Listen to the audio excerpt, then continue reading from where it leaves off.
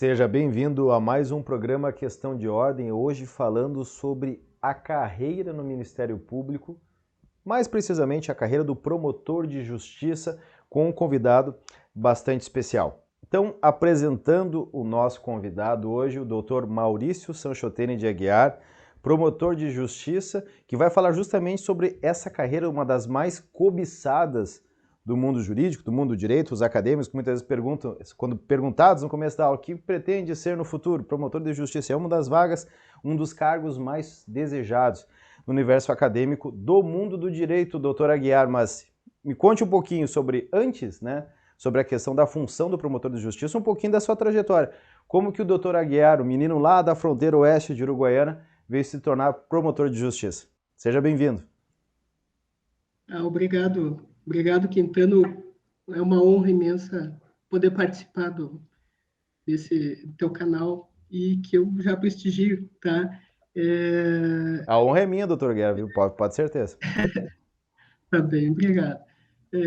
Eu acho que o importante, a minha participação aqui é justamente para eu poder prestar esclarecimentos a respeito do Ministério Público, né? E é uma carreira importante e, acima de tudo, encantadora. Eu, eu digo que o meu caminho até o Ministério Público foi meio que de uma forma, não digo acidental, mas de uma forma que foi evoluindo com o tempo de uma forma normal. Né? Eu fiz a faculdade de Direito em Pelotas, me formei e depois da formatura me fui para Porto Alegre fazer curso, preparação para concurso.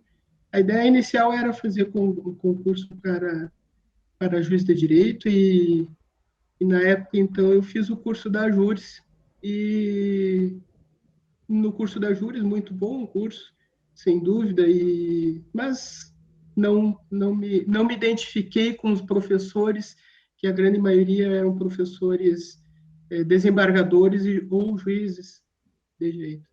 E naquele mesmo ano, 99, eu participei do concurso do Ministério Público, o primeiro concurso que eu fiz, e passei na primeira fase, né, fase que era objetiva, e aí, então, passada essa primeira fase, eu comecei a fazer um curso na escola, então, escola do Ministério Público, quando, então, passei a me encantar, assim, com essa profissão, me identifiquei com os professores, a grande maioria professores promotores de justiça, que depois vieram a ser meus colegas do Ministério Público, e foi ali, na escola do Ministério Público, que eu finalmente conheci exatamente o que era o Ministério Público, a sua importância, as suas missões, são várias missões que o Ministério Público tem,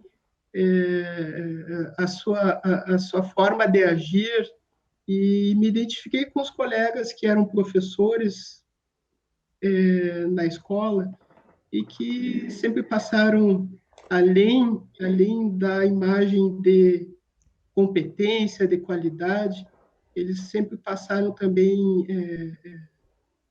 uma imagem de equilíbrio emocional, de ponderação, porque realmente é uma carreira que exige muito porque são muitos interesses da sociedade que nós devemos proteger, tutelar, buscar efetivação, e interesses que muitas vezes conflitam com a própria sociedade em um ou em outro ponto, e nós temos que buscar de uma forma ponderada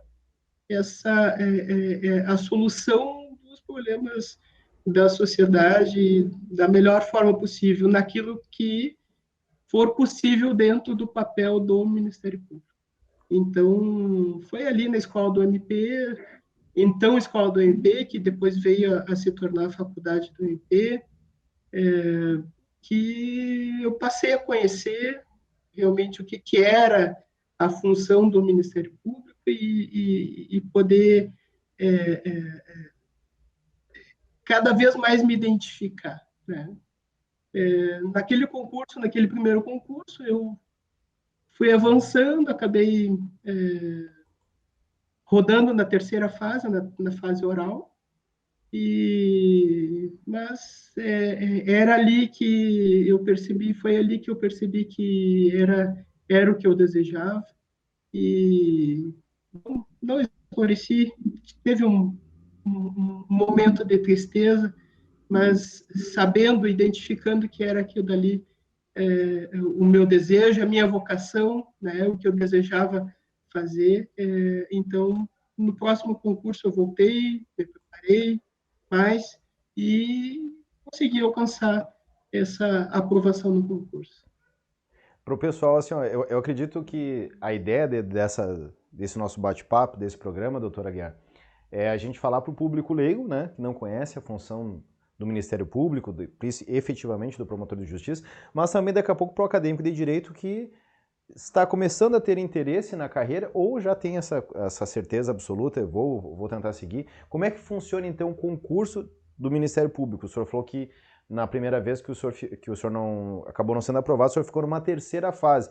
Como é que funciona? Porque a gente sabe que é um dos concursos mais concorridos do nosso país, sem sombra de dúvida. É um absurdo, é em torno de 20 mil candidatos por vaga, uma média nos concursos atuais. É um dos mais cobiçados, mas não basta ir bem numa prova objetiva, ou seja, existem outras etapas. Como é que funciona hoje o concurso para promotor de justiça? Eu confesso que eu não tenho acompanhado ultimamente, tá? Realmente é uma imensidade, né? Uma imensidão de candidatos para o concurso. Realmente é um concurso muito concorrido,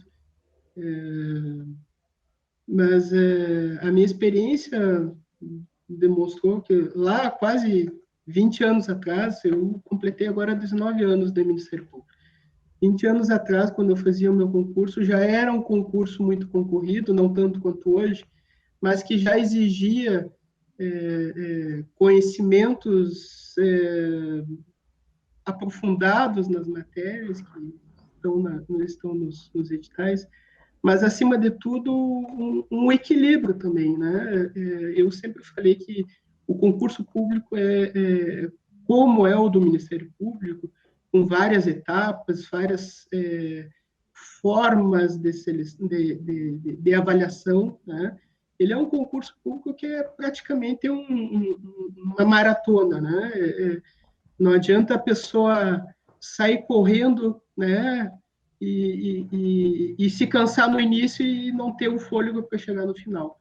O concurso público para o promotor, para o cargo do promotor, é algo parecido. A gente precisa se colocar no pelotão, né, da frente, ficar no pelotão da frente, e o importante é chegar lá no final entre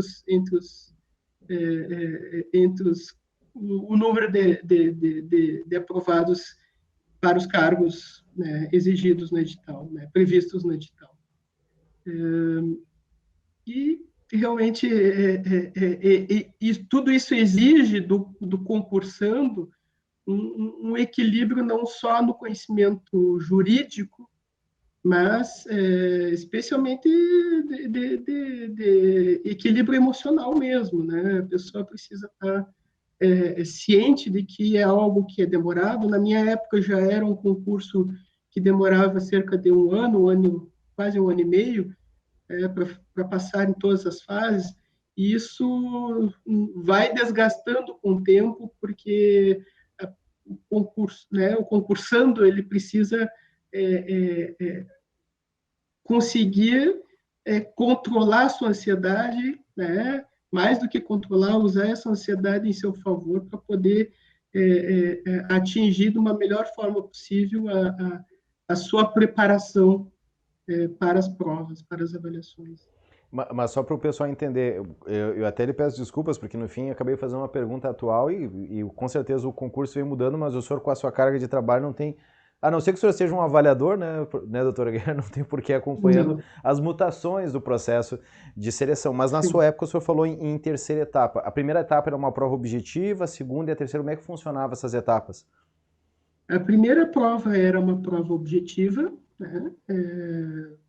Se não me engano, tinha um número de candidatos a que poderiam passar para a segunda fase, eu não tenho certeza, porque além desse concurso, a gente sempre faz outros concursos, né? Até mesmo seja para poder obter algum outro cargo e poder se manter, né? Como início de vida, né? Seja até mesmo para a gente poder ir obtendo uma avaliação de como está o nosso desenvolvimento. Então, a primeira fase era uma prova objetiva, a segunda fase era uma prova, eram provas dissertativas, eu me lembro que era mais de um dia de prova dissertativa, em todas as matérias do edital.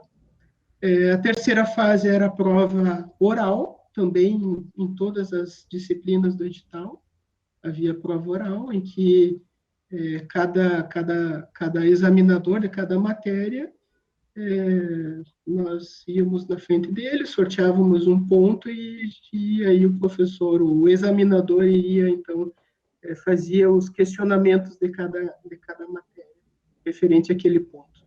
E depois, a quarta fase era uma fase de tribuna, né? E essa era uma fase em que, então, no edital já estavam previstos, se não me engano, eram 20 e poucos pontos de assuntos de direito penal e processo penal, se não me engano. E aí, então, a prova de tribuna, cada candidato ia em frente à banca de examinadores e, se não me engano, em 15 minutos, então, falava, né, perante a banca a respeito daquele ponto.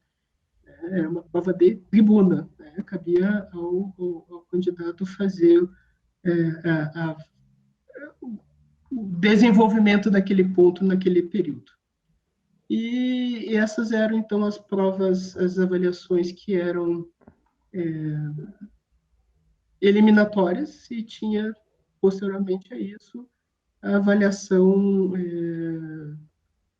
dos títulos, né, que o candidato tivesse, e que tinha caráter classificatório. Basicamente era o, era essa a estrutura do concurso lá naquela época. Doutor, antes de a gente falar um pouquinho sobre a função específica do promotor de justiça, alguns desafios que a gente até comentava antes da gravação, conta um pouquinho para o público de casa, para o internauta que está nos acompanhando, um pouquinho da sua trajetória, porque o senhor é de Uruguaiana, fez a faculdade em Pelotas, depois passa um período em Porto Alegre, mas o senhor começa a função no Ministério Público em casa, na comarca de Uruguaiana. Depois, por quais comarcas, por quais cidades, e depois a gente até pode contar uma confidência que a gente teve a oportunidade de se conhecer, eu como jornalista, doutor Aguiar, já na função de promotor de justiça na cidade de Erechim, no nosso Alto Uruguai Gaúcho, lá pelos anos de 2010, 2011. Mas conte para nós, por gentileza, a sua trajetória dentro do Ministério Público na sua carreira de promotor de justiça. Certo. Uma vez aprovado no concurso, nós passamos por um breve período de adaptação perante a corregedoria do Ministério Público em Porto Alegre, né, de qualificação, digamos assim. E aí, então, conforme a ordem de aprovação no concurso, cada um vai escolhendo as promotorias que estão abertas, né? Então, os primeiros colocados vão escolhendo e aí as demais vagas em aberto vão ficando para os demais aprovados.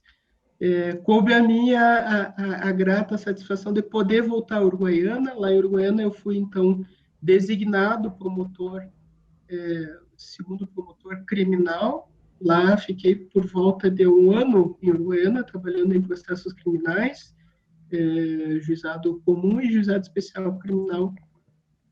Depois de Uruguaiana, eu fui removido, então, por solicitação à promotoria de justiça de Encantado, onde eu fui, então, segundo promotor de justiça também lá.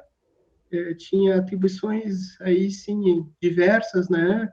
Promotor com atuação em processos criminais, em processos cíveis, em processos da infância e juventude, processos de família, enfim, como nas comarcas de infância inicial, a gente atua normalmente em quase todas as atribuições. E também a matéria que a gente chama de especializada, que é a matéria de defesa comunitária. E ali, então, foi que eu fiquei por volta de 3 anos em Encantado, eu fiquei de 2003 a 2006, e em 2006, então, eu me promovi para a Promotoria de Justiça Especializada de Erechim, onde eu fiquei por volta de 7 anos. Eu fiquei de 2006 a 2012, acho que foi isso. Eu acho que no início de 2013. E ali, então, eu atuei na Promotoria de Justiça Especializada em matéria, normalmente em matérias de defesa comunitária, que significava defesa do meio ambiente, defesa da probidade administrativa, defesa do urbanismo, basicamente isso. É claro que sempre a gente atua em algumas outras funções provisoriamente, né? Depois de Erechim, eu me removi, então, de Erechim para Sapucaí do Sul, inicialmente ao cargo de primeiro promotor de Sapucaí do Sul, com atribuição criminal, promotor do júri e processos criminais comuns, né? E logo vagou aqui a promotoria especializada de Sapucaí do Sul, quando então em 2013 também, por volta de agosto de 2013, eu me removi para a promotoria especializada, que é onde até hoje, desde 2013, eu estou lotado na promotoria especializada, também com defesa comunitária, meio ambiente, urbanismo, probidade administrativa, saúde pública, também matérias que a gente chama de defesa da cidadania, que é a defesa da saúde pública, de idosos, de pessoas portadoras de deficiência, enfim, é uma gama enorme de atribuições, defesa do consumidor também, enfim, são várias as atribuições e demonstram a extensão da missão do Ministério Público, que tem vários assuntos a serem defendidos pelo Ministério Público e muitas vezes o estudante do direito ele não tem a exata noção disso, né? E muitas vezes o estudante do direito, especialmente a sociedade em geral, acha que o promotor é um promotor só promotor criminal e que é o órgão acusador sempre, né? E muitas vezes até mesmo na área da matéria criminal, a sociedade às vezes não compreende bem o Ministério Público, acredita que o Ministério Público está sempre ali para acusar e não é isso. Não é essa a função do Ministério Público. A função do Ministério Público é promover a justiça e, acima de tudo, promover os direitos, os deveres que a Constituição Federal impõe a todos nós, cidadãos e órgãos públicos brasileiros. Doutor Guerra, o senhor conseguiu antecipar justamente a próxima pergunta que eu ia fazer, e justamente em cima dessa confusão. A gente vê, por um lado, a ficção, a dramaturgia, passar aquela imagem justamente bem isso, o Ministério Público, a função do promotor como aquela figura inquisitiva, né? Aquela figura justamente da acusação, aquela figura que representa a quem quer colocar o réu na cadeia. É engraçado que às vezes eu até assisto alguma cena da ficção e tudo é júri popular, até audiência de família vira júri popular na ficção, né?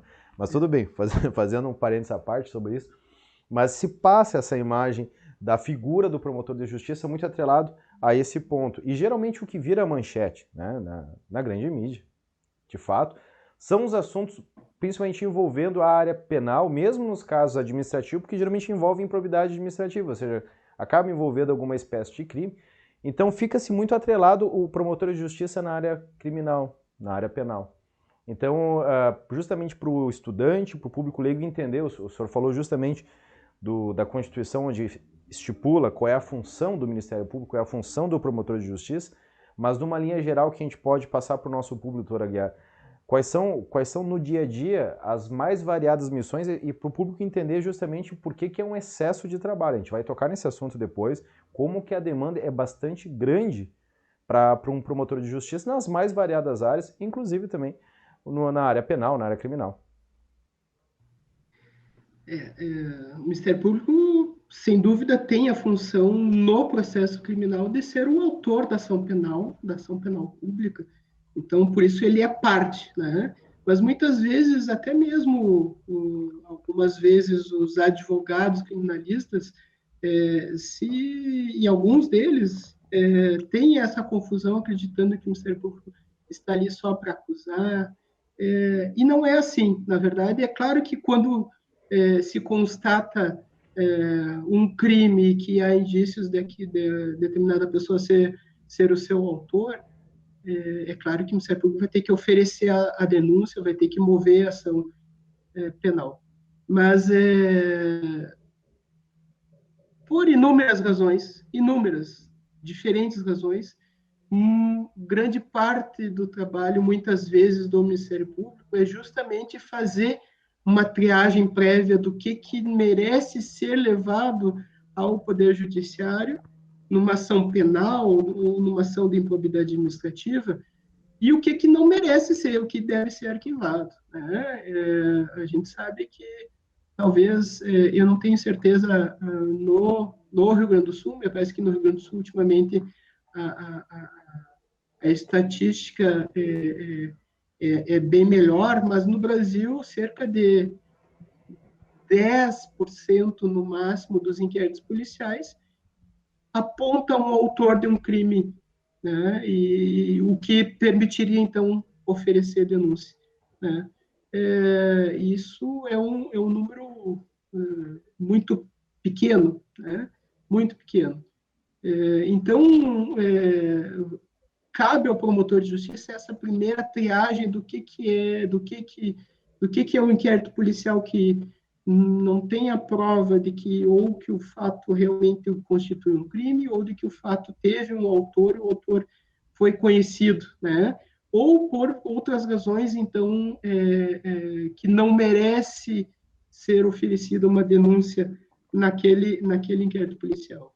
Isso é bastante volumoso, esse trabalho de fazer essa triagem prévia, mas é claro, havendo prova do crime, havendo indícios de que aquela pessoa é o autor desse crime, o Ministério Público vai oferecer a denúncia até para que, perante o Poder Judiciário, lá então se resolva se aquela pessoa merece ou não ser condenada. Inclusive, o Ministério Público pode, durante o processo criminal, requerer a absolvição do acusado, do denunciado, não constatando prova suficiente para a condenação, né? Ou que se tenha constatado que a pessoa é inocente, né? Que não foi ele que cometeu o crime, ou que não foi crime, que ele cometeu o fato, mas o fato não foi crime.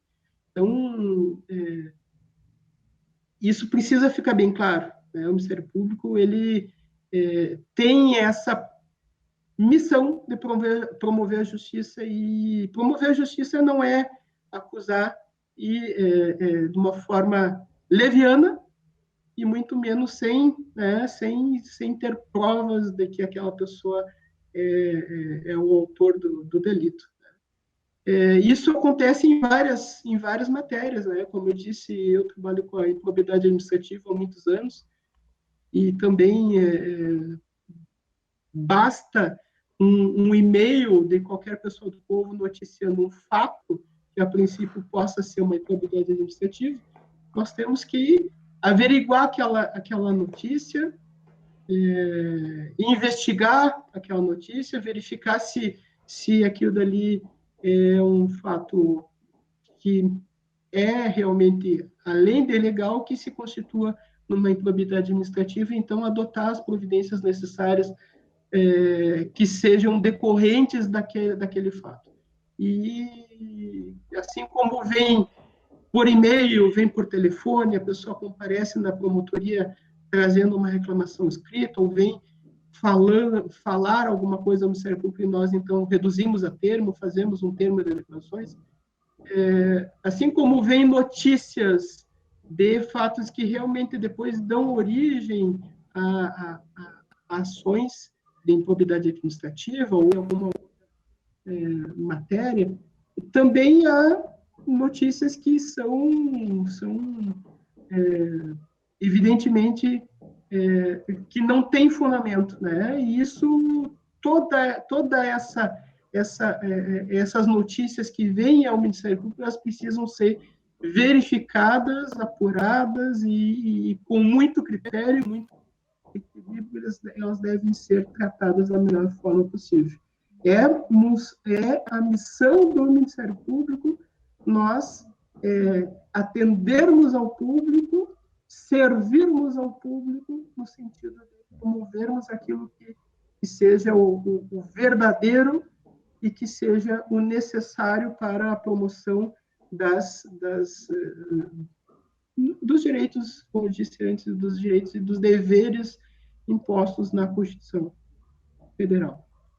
Doutora Guerra, pegando um gancho dessa situação, e até é bastante interessante porque muitas vezes, no dia a dia, as pessoas acabam não se atendo o que para nós seria óbvio, e eu vejo muita polêmica nisso. Esses dias eu me senti criticado pelo Lênio Streck, indiretamente, porque ele falava sobre a questão da democratização do direito, como se ele fosse contrário no sentido do juridiquês. Eu até tenho um quadro explicando algumas terminologias, justamente para tentar aproximar, porque quando eu era jornalista, não rasguei meu diploma, não deixei, mas eu não atuo hoje como jornalista no mercado. Eu tenho meu canal no YouTube, mas eu sofri, assim como meus colegas, muitas críticas, né? Em relação a algumas terminologias, alguns equívocos. Por exemplo, fulano vai responder por homicídio triplamente qualificado, né? Apesar das 3 qualificadoras poderem existir, basta uma para a quantificação da pena, as demais poderão se tornar agravantes. Mas isso o jornalista desconhece, às vezes não é feita a explicação, e o jornalista passa aquela informação adiante, e se a gente sair nas ruas, as pessoas vão sair falando, triplamente qualificado e etc. Né? Um exemplo. A outra é a questão do inquérito. Às vezes há uma suspeita, uma denúncia, alguma situação onde a Polícia Civil está fazendo o seu trabalho corretamente, ela apura algumas situações, mas aí a gente vê alguns programas de televisão, e aí eu também estou fazendo uma crítica aos meus colegas, a qual eu anteriormente não entendia e hoje consigo entender, que é aquela situação, o sujeito ele é suspeito ainda, ou por mais que ele tenha sido pego no flagrante, às vezes ele não acompanha os requisitos para a prisão preventiva ou temporária. E o jornalista não explica isso. O fulano está solto, o fulano vai responder em liberdade. As pessoas elas não entendem que precisa do trânsito em julgado, ou agora a discussão, ainda via STF, questão da segunda instância ou não, mas precisa pelo menos passar até a segunda instância. Então, precisa haver esse esclarecimento. Mas voltando a essa questão do inquérito e da denúncia do Ministério Público, e fazendo toda essa introdução para saber a sua visão em relação com a imprensa. Porque muitas vezes é feito o trabalho do inquérito ou uma denúncia e o Ministério Público apura para ver se oferece essa denúncia ou não ao judiciário, ao juiz, para seguir o processo ou será arquivado. E aí eu me recordo de um caso muito famoso, a ideia não é tecer nomes, mas teve um caso muito polêmico, e só um parênteses, em momento algum se desmerece o trabalho da Polícia Civil, dos delegados de polícia, mas esse caso específico, infelizmente, ficou marcado justamente por um delegado convocar uma coletiva falando sobre um ritual satânico, do sumiço de uma série de crianças e tal, quando na verdade o delegado teve um devaneio ainda, até hoje não se sabe qual foi a intenção do delegado, mas na época a imprensa noticiou aquilo como fato, como verdade. Imagina se o Ministério Público dá seguimento e denuncia o fato como se fosse de fato aquilo, e não era. Então, eu acho que existe um pouco essa questão, às vezes, da ânsia do jornalista em dar notícia, em acompanhar a questão do crime, saber que isso pode repercutir, mas se apegar tanto às fontes oficiais, e a imprensa também é criticada por se apegar à fonte do Ministério Público, mas às vezes não conseguir separar o que é a fase do inquérito e o que é a fase processual. E eu queria saber o que o senhor pensa a respeito disso, por estar no lado do Ministério Público nessa situação, de ver que muitas vezes a imprensa acaba querendo se antecipar, já fazer o julgamento de algo que talvez possa até ser arquivado, e tem um porquê, tem um motivo de ser arquivado. Sim. São questões relevantes as que tu colocas, e eu vejo aí dois aspectos, né? O primeiro que é importante que tenha essa aproximação, o Ministério Público, carreiras da Justiça, da Polícia, até mesmo de advogados, com os jornalistas, com a imprensa. É importantíssimo. Também é por isso, além de ter prestigiado no teu canal, mas também é por isso que eu estou me dispondo a vir aqui falar sobre o Ministério Público, tá? Porque também parte da minha função como promotor esclarecer situações que muitas vezes no dia a dia, na televisão, no jornal, no rádio, passam, né? E não são colocadas. Às vezes é colocado no momento, mas depois amanhã já se esquece, né? Então é importante que se tenha cada vez mais essa aproximação, que o Ministério Público e Poder Judiciário, e Polícia Civil, Brigada Militar, enfim, possam prestar esclarecimentos, colocar as visões de cada uma dessas instituições, porque isso vai criando com o tempo não só nos jornalistas, mas também, especialmente na população em geral, os conceitos mais adequados a respeito, né, dos institutos jurídicos, né? Hoje, ultimamente, desde o ano passado, por exemplo, em razão da pandemia, muita gente sabe decor o que é uma vacina, o que é um vírus, o que é uma bactéria, né, PCR, enfim, porque são assuntos que estão sendo debatidos na imprensa, que está sendo debatido na internet, as pessoas tenham esse acesso. E é importante que também as questões jurídicas sejam esclarecidas, trazidas à sociedade, para que a gente possa evoluir nessa cultura jurídica, né? E daí, então, eu vejo como uma tendência a imprensa cada vez mais se especializar, né? Poder trazer pessoas especialistas em determinados assuntos, seja na área da saúde, seja na área jurídica, para poder repassar uma informação cada vez mais qualificada para a população. Então, esse é um ponto, né? O outro ponto é que é importante também que nós possamos discutir essas questões de uma forma sem melindres, né? Que se possa colocar as posições, cada um a sua visão, sem que se acredite que cada um está querendo agredir uma instituição, querendo agredir a outra, né? Mas que a verdade ela tem que prevalecer, né? E que isso precisa ser ensinado, né? Trazido, estimulado para a população, que a verdade ela precisa aparecer, porque cada carreira, cada instituição ela está vocacionada para determinadas situações, e cabe ao Ministério Público, além de ser o autor da ação penal, cabe promover à justiça, né? Eu acho que está respondida a tua pergunta, não sei se tu tem algo a aprofundar. Não, doutor Guerra, como é que eu vou dizer? Eu acredito que o doutor Guerra é uma pessoa muito otimista, né? E agora geralmente, no papel de entrevistador, eu acabo nem emitindo opinião. Faço algumas provocações, às vezes, para botar um pouquinho de lenha na conversa.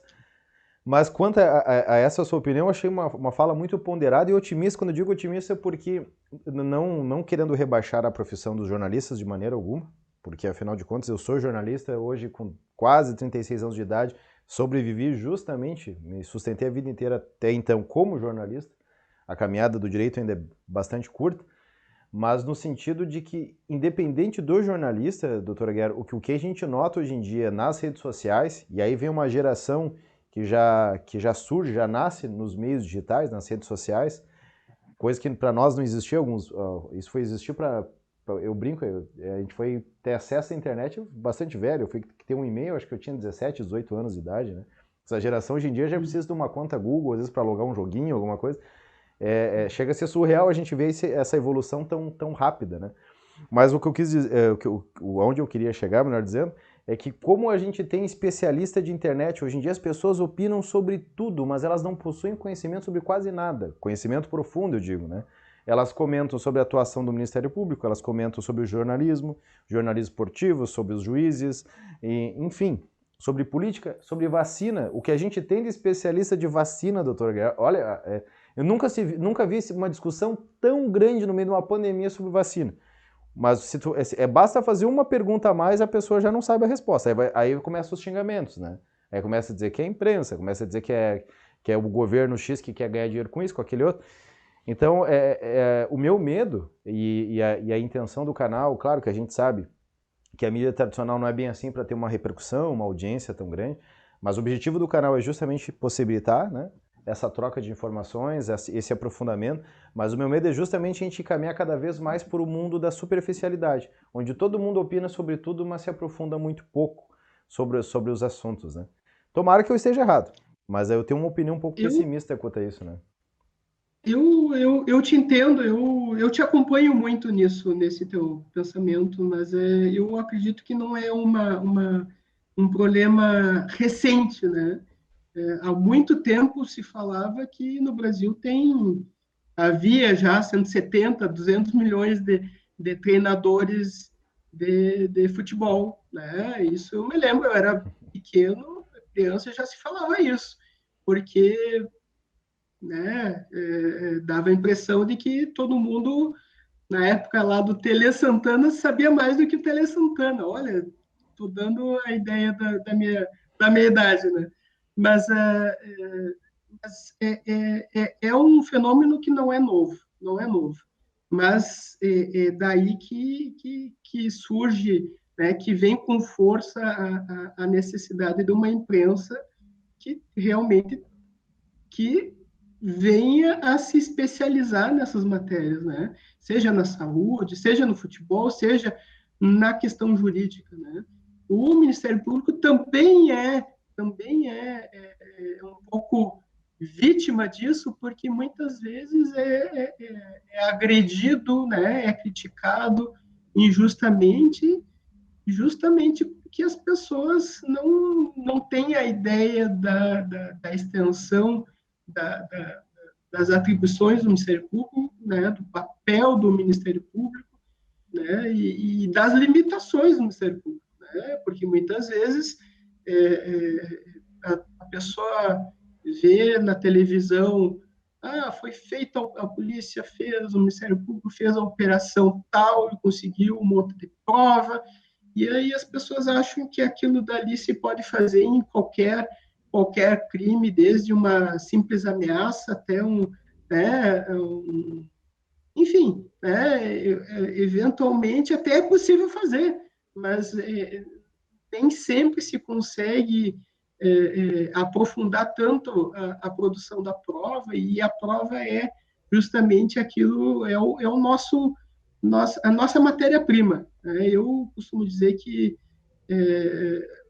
eu costumo dizer que ainda antes de ser promotor, eu não tinha ideia do quanto é necessário de o promotor se aprofundar na questão de investigação, né? Nós temos que, e cada vez mais isso vem acontecendo, nós temos que ter, né, ferramentas adequadas para a investigação e métodos, né, estratégias, e tudo isso demanda muito tempo e muita análise para se poder obter a prova do que aconteceu ou do que não aconteceu. A produção da prova também é para isso, é para a gente verificar o que não aconteceu. Se determinada elementar do crime, né, não aconteceu, então não é o crime, não é aquele crime que estamos, né, apurando. Né? Pode ser outro, mas não aquele. Então, e tudo isso a gente precisa saber que o Ministério Público e a polícia e o Poder Judiciário, todos eles, cada um tem um papel diferente, somos todos complementares, é importante dizer isso. Eu não acredito que um se sobrepõe ao outro, cada um tem o seu papel. Até porque se o juiz indeferir um pedido meu, eu posso, se for necessário, recorrer, se entender necessário. Se der uma improcedência numa ação que eu ajuize, eu posso recorrer e o tribunal vai decidir. Então, são papéis complementares e que a população muitas vezes não consegue ter essa noção mais precisa. E por isso, muitas vezes, o Ministério Público é criticado injustamente, mas a gente entende por que isso acontece e faz com que nós tenhamos que nos abrir cada vez mais para a população para poder explicar essas situações. Doutora Guerra, gostei dessa analogia dos 200 milhões ou 170 milhões de treinadores, né? Porque realmente, há muito pouco tempo se falava nisso. O pessoal sempre dá opinião, cada um era especialista em futebol sem nunca, talvez, ter estudado, lido um livro sobre futebol. O senhor tocou num ponto, um argumento que acabou quase... Bom, derrubou meu argumento, né? Em relação à era digital, talvez tenha dado voz a essa questão do especialista sobre tudo, né? Mas isso já existia anteriormente. Não é um fenômeno novo, isso é verdade. Doutora... É um fenômeno que foi aumentado com a internet, sem dúvida. Né? Não, com certeza. Não, o senhor sabe que às vezes o que me incomoda são coisas bobas no dia a dia. Primeiro, justamente o que mais me incomoda são pessoas que são influentes, às vezes falarem absurdos que seria a obrigação dela ir atrás da informação. E aí eu estou falando de colegas agora não do setor jurídico, mas como do setor da imprensa. Às vezes, esses dias eu vi um jornalista que eu admiro muito no trabalho dele no jornalismo esportivo, pedindo para os juízes mudar as leis mais severas. Eu digo, mas vem cá, será que com a idade dele, com a função dele, ele não sabe aonde são feitas, por quem, qual o poder que é responsável pela produção de leis? E aí a gente vê a gravidade da nossa sociedade, porque realmente é imputado aos juízes, e muitas vezes também ao Ministério Público, a falência em algumas determinadas situações, ou até o nosso sistema prisional, ou a demora em relação ao andamento dos processos. Mas quando é preciso discutir, quando a gente fala da importância do voto, as pessoas não fazem ideia o que acontece, o que é discutido no nosso Congresso Nacional, né? Então, me surpreendeu isso. Mas aí, indo de uma situação macro como essa para uma situação micro, hoje em dia está tão chato essa questão dos especialistas e dos ditadores de comportamento, que até uma cartilha de como se tu deve ser torcedor do teu time. Se tu critica o treinador, tu não é torcedor. Agora, se tu apoia o treinador, tu é teu oportunista ou tu é só emoção. É incrível como é só tu colocar uma opinião sobre o teu time ali que vem os contrários, os favoráveis, mas não é uma discussão no sentido de uma construção, é já no xingamento mesmo, já é mais numa discussão que eu fico, mas onde é que nós vamos parar, né? Em relação a essa questão dos especialistas, que muitas vezes não querem uma discussão, e sim simplesmente discussão no sentido de construção, mas impor a sua opinião. Mas, fechado esse parênteses gigantesco da questão esportiva, futebolística e redes sociais, doutor Aguiar, eu fiz essa pergunta para um advogado criminalista e a intenção não é fazer um debate com esse advogado, mas eu quero saber sua opinião, porque é justo, como jornalista, ouvir dois lados, né? Perguntei para ele sobre a questão do júri popular. E aí eu vou fazer um novo parênteses agora explicando para o público como funciona o júri popular. Como diz o próprio nome, aliás, o tribunal do júri, porque não existe outro tribunal do júri que não seja o júri popular, né? Quem decide são os jurados. E os jurados são justamente pessoas que não convivem com a matéria do direito em tese no dia a dia. É o público normal, são as pessoas que estão nos assistindo daqui a pouco que não são da área do direito. Serão convidadas a fazer parte de um tribunal do júri para decidir numa situação. E a pergunta que eu fiz ao advogado, que foi justamente uma colocação de um colega do setor criminalista, é que, para quem nunca assistiu um júri, o juiz fica no local central, à sua direita fica o representante do Ministério Público e os jurados ficam então mais próximo do promotor de justiça e do juiz, e do lado contrário, de frente para os jurados, fica o advogado de defesa. Geralmente o réu está presente ao seu lado. Mas para o jurado fica, às vezes, segundo alguns advogados criminalistas, fica a composição, até a terminologia foi composição cênica, de que o Ministério Público poderia, na questão visual, aparecer como um apêndice, ou seja, um anexo da justiça, ou seja, como se juiz e Ministério Público fossem uma coisa só, e o advogado está contra o juiz e o Ministério Público tentando convencer o jurado, quando na prática não se trata nada disso. O advogado está ali para defender o réu e o Ministério Público, na questão do júri, está ali para acusar, ou como diz o doutor Aguiar, na ausência de provas, até mesmo pedir absolvição. Eu já assisti um júri onde o promotor pediu a absolvição do réu. Como é que o senhor vê essa questão para o jurado, que não conhece como funciona um tribunal do júri? Existe essa questão de, ao desfavor, já começa desfavorável ao advogado de defesa, pro réu, essa questão da composição cênica do tribunal do júri? Minha posição pessoal é que não há diferença. Não. Isso é uma tese de advogados criminalistas que já foi há muito tempo já levantada, já foi levada aos tribunais, e os tribunais têm afastado essa tese, por entender que não há relevância nisso. Como tu referiste aí, o promotor pode, no plenário do júri, fazer o pedido de absolvição, e eu já fiz inúmeros, né? Já fiz muito pedido de condenação e já fiz inúmeros pedidos de absolvição. E assim como eu já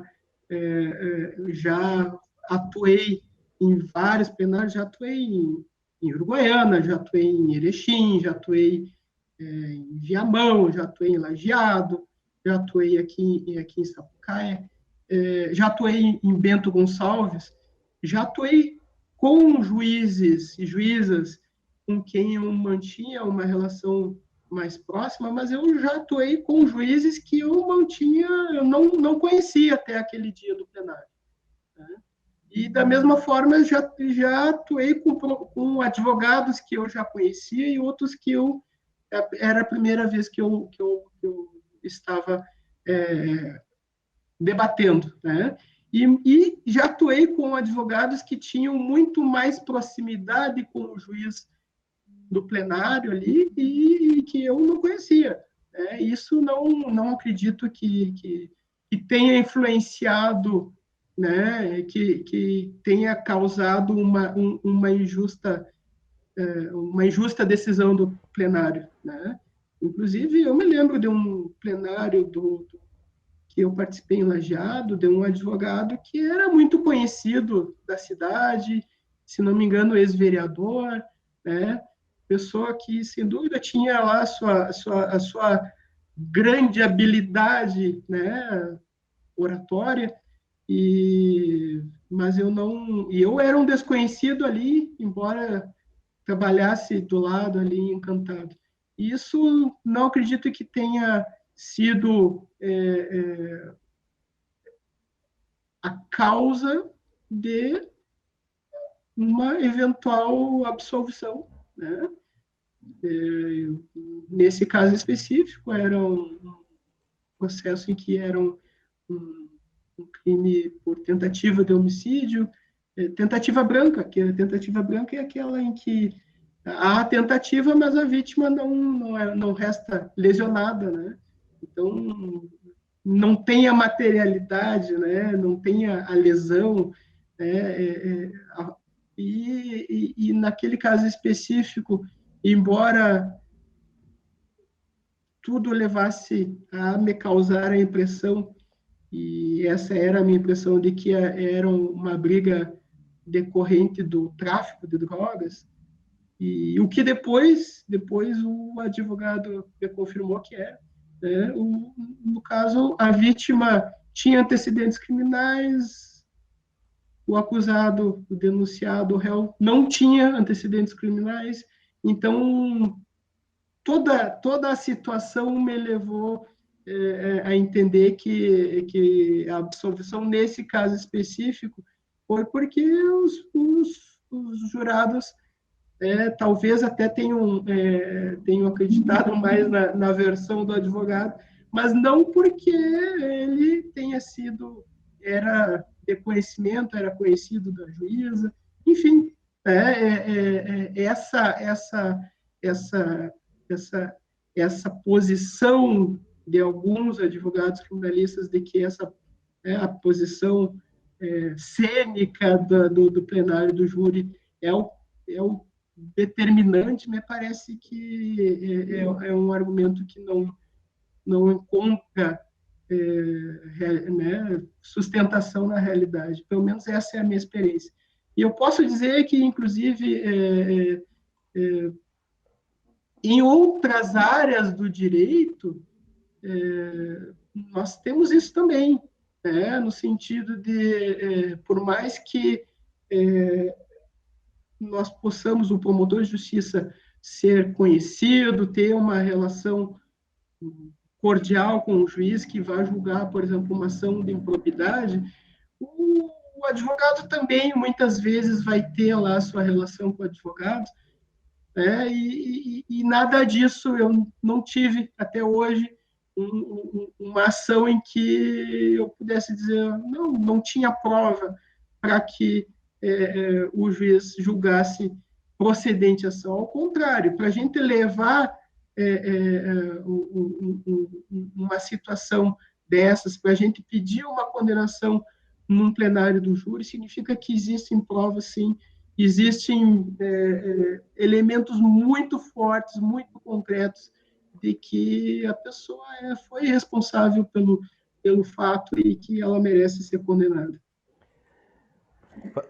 Só fazendo um papel de advogado, do advogado, doutora Guerra, até para fazer uma provocação nesse nosso bate-papo, talvez, eu acredito que isso possa ser um somatório, até provoquei o seu colega, que agora é aposentado já, o Cláudio Brito, e ele, como ele também é comunicador, jornalista, sobre a questão, naquela nossa conversa anterior, a questão da informação. Não que a formação cênica daqui a pouco seja predominante, mas seja um fator a mais, porque a gente vive numa sociedade, doutora Guiar, que ela é punitiva, pelo menos em termos de argumento, em termos de pensamento. Aquilo que a gente conversava anteriormente da imprensa, desde a fase de inquérito, ficar batendo pedido da condenação, e muitas vezes não se tem espaço para argumentação jurídica. Então daqui a pouco o jurado, dependendo da repercussão na cidade, e eu nem vou tocar num assunto por exemplo, aqui de Santa Maria da Boate Kiss, porque é um assunto muito delicado, mas, por exemplo, um caso que tenha muita repercussão no município, o jurado muitas vezes já pode ser com uma certa predisposição, sem mesmo se ater aos fatos, às questões técnicas, vamos dizer assim, até porque falta conhecimento muitas vezes para ele. E aí, somado à questão cênica, daqui a pouco, onde o Ministério Público está ao lado do juiz, daqui a pouco acho que é nesse sentido que o advogado pode argumentar desse peso, um peso a mais, e não só como um fator determinante. Mas, a despeito disso, o senhor acredita, o senhor concorda com esse pensamento que a gente vive uma sociedade que se pede a punição, e às vezes, muitas vezes, sem prova suficiente. Esse é um pensamento até pela falta de informação, ou o senhor não vê assim? Eu não vejo bem assim. Né? Eu acredito naquilo que tu falaste, e especialmente nessa era da internet, a gente vê muito a leviandade. Isso ocorre muito. A leviandade, seja para um lado ou para o outro. Né? É uma leviandade de julgamento. Dependendo de quem é o favorito, aquele favorito é, é, é, ou é condenado, né, pela pessoa, ou é criticado, ou é absolvido pela pessoa leviana, só por ser o seu favorito. Isso eu acredito. Né? Eu não acredito que a nossa sociedade seja punitivista. Ao contrário, o Brasil ele é um Brasil da impunidade, historicamente da impunidade, infelizmente, e é algo que a gente tenta mudar, mas que ainda é. Isso, essa cultura da impunidade, a gente vê em vários aspectos da vida brasileira. O Brasil, a gente já ouviu muito, o Brasil é a terra do jeitinho. Né? E é a terra do jeitinho porque se pensa que não vai dar nada, né? Não, dali não vai ter uma consequência maior. Então, não me parece que seja algo que seja a cultura seja punitivista. Eu acredito nessa leviandade de justamente não ter uma cultura mais equilibrada no sentido de saber realmente se a situação tem ou não tem provas, né? É por isso que é difícil para nós que já temos alguma experiência no mundo jurídico, até assistir na televisão, ou ler no jornal, enfim, sobre uma determinada situação e nós fazermos um julgamento, porque na verdade o que importa é o que está, né, lá dentro dos autos, as provas que foram produzidas, que é isso que vai levar à absolvição ou à condenação. É claro que a imprensa tem um papel importantíssimo para trazer a transparência nessas situações, né? E também depois para explicar por que determinada situação teve um julgamento de condenação ou de absolvição. Eu acho que também é função da imprensa trazer essas motivações desses julgamentos e não se limitar simplesmente ao resultado. Foi condenado, foi absolvido. Né? Trazer algo mais sustentado. E se é verdade que algumas situações causam um clamor maior, é porque realmente as consequências, muitas vezes, desses fatos foram chocantes, né, revoltantes para a sociedade, e a sociedade ela precisa de uma resposta. E cabe ao promotor, cabe ao juiz e cabe à imprensa traduzir essa resposta, que normalmente é uma resposta jurídica, numa linguagem que seja acessível ao público. Né? Ao mesmo tempo, em outras situações, em outros tipos de processos, nós vemos a mesma situação. Né? Então, no meu trabalho, eu ajuizo ações de improbidade, já fui promotor eleitoral, já ajuizei ações eleitorais, e inclusive contra o favorito da sociedade na época, e que, por causa disso, se acredita que o promotor está perseguindo. Né? Isso já aconteceu comigo, já aconteceu. Ajuizei ação eleitoral contra um candidato, então, detentor de cargo político, em campanha pela sua reeleição, e fui taxado de perseguidor, né? Sendo que a minha ação foi julgada procedente, ela foi confirmada pelo Tribunal Regional Eleitoral, e depois o Tribunal Superior Eleitoral confirmou, embora com outra fundamentação jurídica e deu outra qualificação, outra consequência jurídica, mas ela confirmou tudo aquilo que eu tinha afirmado na ação eleitoral, né, que eu ajuizei lá antes ainda da eleição, foi afirmado, foi confirmado que eu afirmei na ação. Mas, mesmo assim, o candidato, então, favorito da sociedade na época, inclusive em campanha eleitoral, dizia: o Ministério Público está me perseguindo. Então, isso a gente sofre. Né? É algo que, infelizmente, acontece.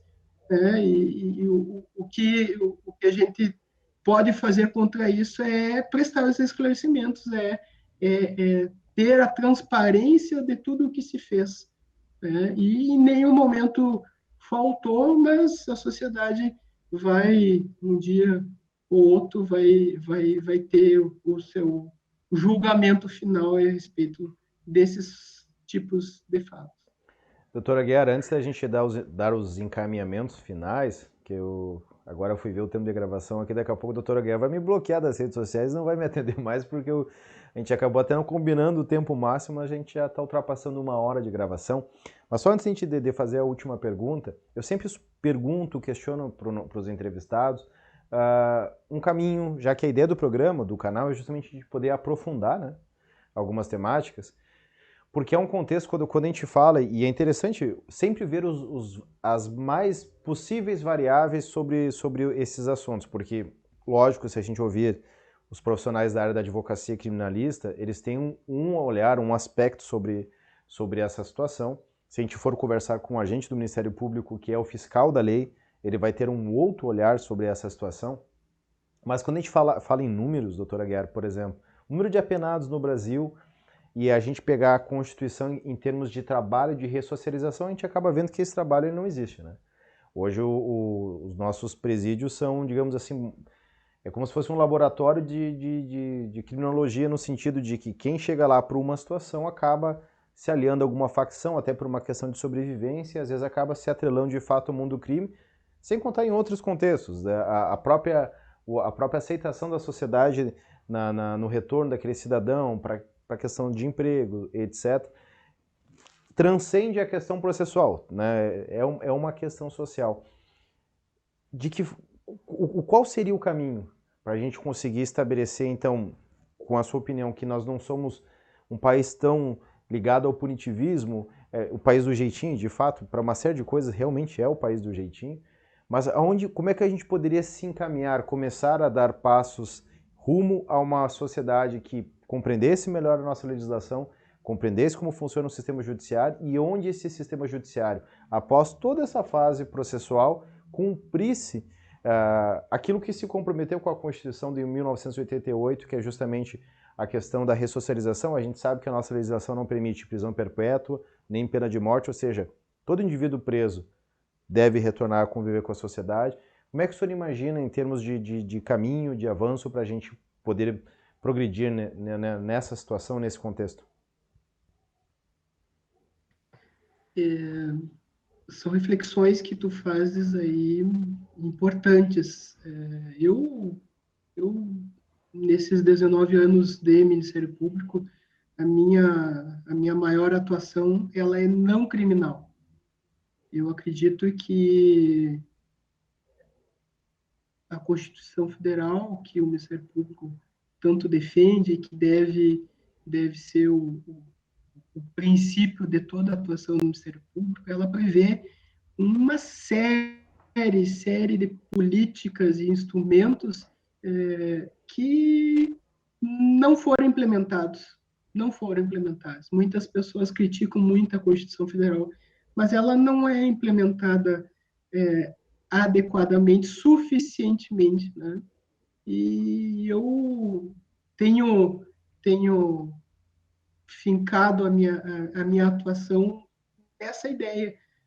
Minha função ela é muito de cobrar políticas e a implementação de políticas nas áreas urbanísticas, ambientais, de saúde pública, de cidadania, e isso, a nossa comunidade, ela é muito carente disso.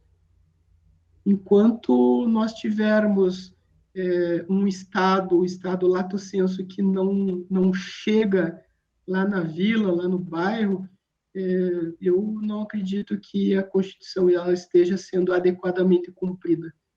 E tudo, é claro, a função precípua disso, né, quem deve cumprir, promover essas políticas públicas é o Poder Executivo. Né? É para isso que o prefeito, o governador e o presidente são eleitos, né, para definir a forma de como atingirmos os princípios constitucionais, de como atingirmos os interesses que foram eleitos pelos constituintes, né? Mas é função do Ministério Público exigir também que essas políticas sejam, de uma forma eficiente, executadas. Né?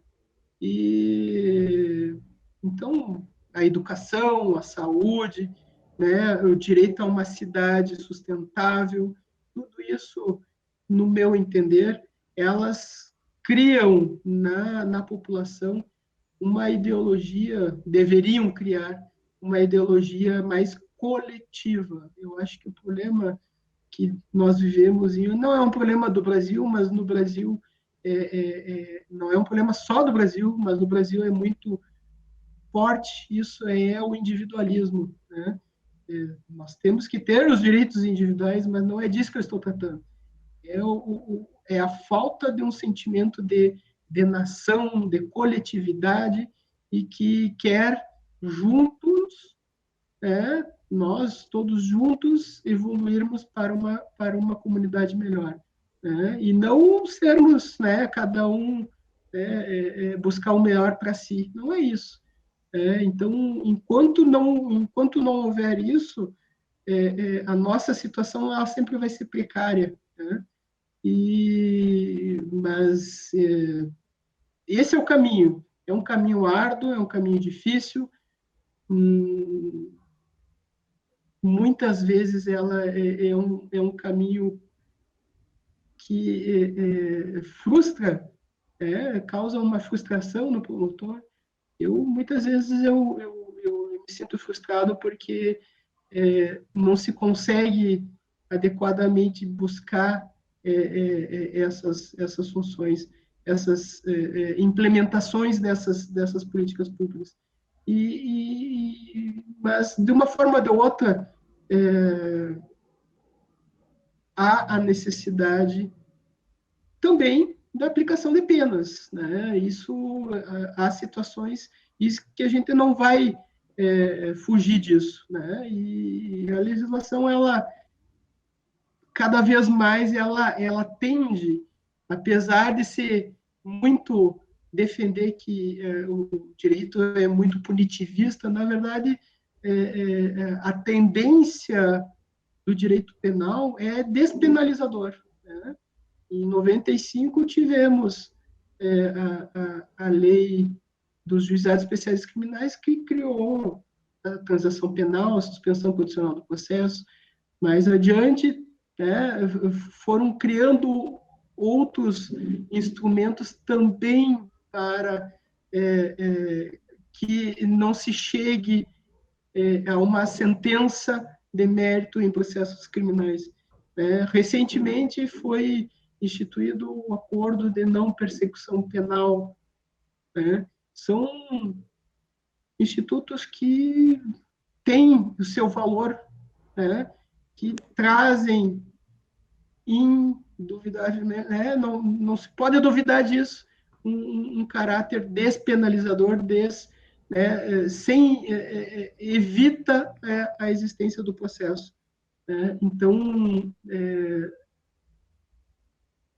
e aí eu deixo o meu último recado, que a gente precisa pensar numa forma mais macro, comunicar para a sociedade de uma forma mais macro, uma perspectiva histórica de prazo mais alongado, né, a respeito de tudo isso, porque de uma forma ou de outra nós sofremos efeitos de ondas despenalizadoras, né? Agora, ultimamente, está em tramitação, agora já no Senado, um projeto de lei que passou pela Câmara, trazendo várias alterações na lei da improbidade administrativa e que vão dificultar em muito, né, a persecução dos atos de improbidade. Então, são ondas despenalizadoras que vão sendo consequências de todo um discurso de que a sociedade é punitivista, enquanto que, na verdade, a gente caminha para um caminho que não é punitivista, né? Mas, enfim, eu te agradeço, Quintana, essa oportunidade de ter falado. Tu dares a palavra para um promotor de justiça é perigoso, porque o promotor gosta de falar também, né? Eu mesmo sendo tímido, se me der o tempo, eu vou falando, né? Mas não, mas e o espaço aqui, doutor Guerra, como eu brinco sempre, se levanta a mão, questão de ordem, por isso a brincadeira, a ideia do novo programa. Só um último questionamento, então, para a gente encerrar. Eu prometo Sim, que sim. a gravação está sendo feita uma segunda-feira, que acaba segunda-feira para o senhor aí. Doutor Aguiar, para encerrar, justamente para quem tem interesse em seguir na carreira no Ministério Público, principalmente na função de promotor de justiça, existem os aspectos positivos, não tem a menor dúvida, em relação à estabilidade, em relação a uma remuneração inicial, em relação a uma série de situações, mas também aos pontos negativos. E dentro da remuneração, a gente consegue entender o relato dos profissionais, o que muitas vezes a população não consegue entender, é que o promotor começa numa remuneração, mas a ascensão ela acaba muitas vezes parando e a nossa economia ela vai inflacionando os preços e muitas vezes o promotor acaba se sentindo desprestigiado até em função do excesso de trabalho, da pressão da mídia, da morosidade do sistema judiciário. O senhor até falou sobre a questão da frustração. Existem os pontos positivos e os negativos. O que o senhor diria para um acadêmico de direito ou para um bacharel em direito que pretenda ou pretende, né, seguir na carreira do Ministério Público, os pontos positivos e negativos para ele colocar na balança, para ele saber a realidade é essa, e se tomar a decisão de seguir. Aí baixa a cabeça e estuda, porque cada vez é mais difícil, é um dos concursos mais concorridos do país, não tem a menor dúvida, para promotor de justiça. Sem dúvida, o Ministério Público, a carreira no Ministério Público, ela é uma das carreiras mais concorridas, né? Enfim, sem dúvida também a remuneração é algo que nos traz muita segurança, mas a carreira muitas vezes ela é vista por quem está de fora de uma forma glamourizada, né? E o primeiro aviso que eu dou não pensa que vai virar promotor e vai ficar rico. Não, o promotor não vai ficar rico. Ninguém vai ficar rico como promotor de justiça, né? Vai ter uma segurança, né? Vai ter a possibilidade de viver bem com a sua família, né? Felizmente eu posso pagar uma boa escola particular para os meus filhos, ter um plano de saúde, mas não vai muito além disso, não. É claro que, comparando com a sociedade brasileira, de uma forma geral, sem dúvida, é muito boa a nossa remuneração, mas as pessoas precisam entender também que, hoje, se compararmos a remuneração do Ministério Público do Estado do Rio Grande do Sul com outros estados, a nossa remuneração no Rio Grande do Sul é a pior remuneração, né? Mas o lado bom, o melhor lado bom da carreira do Ministério Público, para mim, no meu entendimento, é a independência, né? É a possibilidade de eu como promotor, eu analisar o processo, o inquérito civil, o inquérito policial, e eu ter a independência, a liberdade de, motivadamente, eu atuar num sentido ou no outro, né? Sempre com vistas à obtenção daquilo que determina a Constituição e a legislação. Essa, eu acho que é a situação que é mais vantajosa na atividade do promotor. Essa liberdade de poder decidir e ter instrumentos poderosos para que a gente possa tentar obter os resultados e tentar promover a justiça e tentar ter um impacto social importante na nossa sociedade, né? Esse é o lado bom, mas o lado ruim, como tu falaste, tem muito trabalho, né? Atualmente, cerca de 30%, quase 30% dos cargos de promotor, de membro do Ministério Público, 30% aproximadamente estão vagos, né? E normalmente nós temos que, como se já não bastasse as atribuições do cargo em que a gente é lotado já serem numerosas, muito grandes, e muitas vezes temos que também atuar naqueles procedimentos, processos dos cargos que estão vagos.